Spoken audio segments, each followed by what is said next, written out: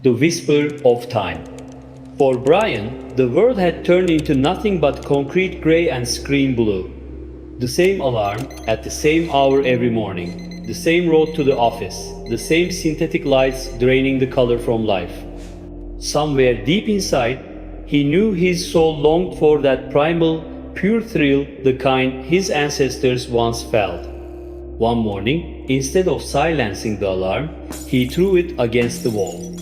He had made his decision. Within weeks, he quit his job, gathered his modest savings, packed his backpack not with clothes but with maps, an old compass, water purification tablets, and an empty notebook. His destination was only one word: Mexico. But not the Mexico of resorts and crowded beaches. He wouldn't be another tourist taking selfies at Chichen Itza. He was after the forgotten Mexico, the uncharted jungles of Chiapas, the hidden cenotes of Yucatan, and the temple ruins so lost that even time itself had forgotten their names. The first weeks of his journey were spent finding someone who truly understood. That person was Miguel, an old local guide whose face seemed like a river of memories always changing, yet somehow the same. His eyes held the same ancient depth as the forest itself.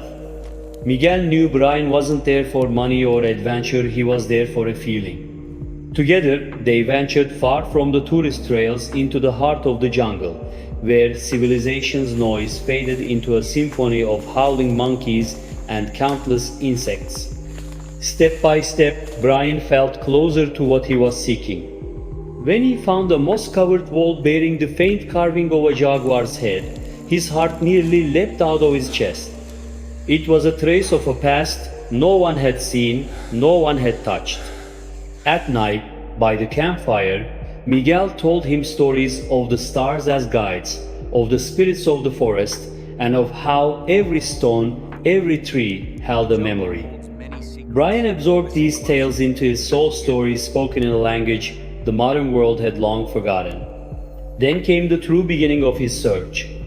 Miguel led him to what he called the Well of Spirits, hidden beneath the roots of a colossal ceiba tree. This cenote was unlike any other. Its water was pure darkness, and deep below, a faint light shimmered like a gateway to another world. Miguel turned to him and whispered, "Beyond this point, it's your path alone, Bryan. The forest has called you. But remember, those who enter here either find what they seek or lose themselves. Be respectful." Bryan nodded. He left his backpack, sat at the edge of the cenote, and stared into the water for hours until night fell and the stars filled the sky. He closed his eyes and silenced his mind. He forgot the city, his goals, his identity. All that remained was the rhythm of the forest's breath. Then it happened. At first, a gentle breeze, yet the leaves did not move. Then whispers not from the water, but from within his own mind. They weren't words. They were feelings, images, and ancient voices. Behind his closed eyes, visions began to unfold.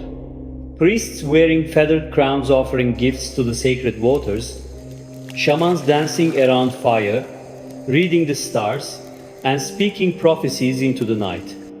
Bryan wasn't afraid. He felt an overwhelming sense of belonging, of peace. He could feel their presence not as ghosts, but as the memory of the earth, the water, and time itself. They were the guardians of the place, echoes of the past. They were trying to tell him something. The world is not made only of flesh and bone, of stone and soil. Behind everything lies a spirit, an energy, a truth that modern humans have long forgotten. They showed him what humanity had lost, how to live with nature's rhythm, how to respect the universe, how death is not an end but a cycle. Bryan was no longer an observer. He had become part of it. Time no longer existed, maybe minutes passed, maybe hours. When he opened his eyes, dawn was breaking. The forest glowed with life, every color brighter, every sound more vivid. The whispers had faded. but the connection remained. Bryan was no longer the same man. The one who came to solve the jungle's mystery was gone, and in his place stood someone who now carried a fragment of the universe's secret within his soul. He stood up. The backpack at his feet no longer felt like a burden. He opened it, pulled out his notebook, and with trembling hands wrote his first line.